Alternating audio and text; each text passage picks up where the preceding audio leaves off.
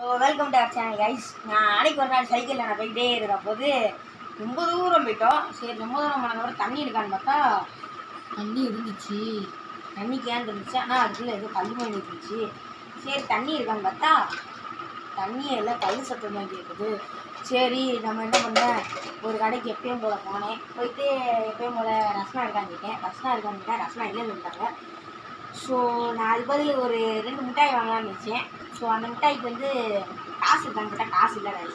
So வீட்டுக்கு குடுக்குன்னு ஓடி வந்து காசு வாங்கிட்டு 2 மிட்டாய் வாங்கினேன். ஃபஸ்ட்டு மிட்டாய் தான் இந்த ப்ரெஷ் மாதிரி இருக்கிற மிட்டாய்.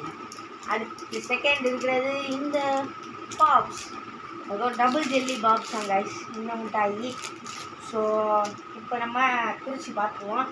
ஸோ அதுக்கு முன்னாடி நம்ம சேனலை சப்ஸ்கிரைப் பண்ணுங்கள், லைக் பண்ணலைன்னா லைக் பண்ணுங்கள், ஷேர் பண்ணலைன்னா ஷேர் பண்ணிடுங்க. ஸோ பார்ட் 1 வீடியோ டிஸ்கிரிப்ஷனில் லிங்க் தரேன். மறக்காமல் அந்த பார்ட் 1 வீடியோ பார்த்தா தான் இந்த பார்ட் 2 வீடியோ புரியும். இல்லைனா இந்த பார்ட் 2 வீடியோ புரியாது. கண்டினியூஸ்லாம் இல்லை கைஸ், இந்த மிட்டாய் வீடியோ தான் ரொம்ப இது பண்ணிட்டேன். ஸோ நம்பர் 1ல் இருக்குது இந்த ப்ரெஸ்ஸு மிட்டாய் தான் கைஸ். ஸோ இந்த ப்ரெஸ்ஸு மிட்டாய் பார்த்தா சின்ன பிள்ளைங்க பல்லு வளர்க்குற மாதிரி இருக்குது. ஸோ அன்பாக்சிங் பண்ணிடுவோம். இது ஈஸியாக தான் கைஸ் இருக்குது. போன கண்ணு மிட்டாயோட இது ஈஸியாக தான் இருக்குது. இது டேஸ்ட் மாதிரி இருக்குது. அடுத்தது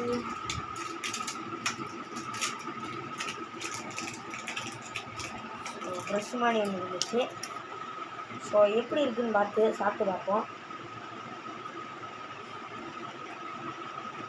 நல்லா தான் கைஸ் இருக்குது. ஸோ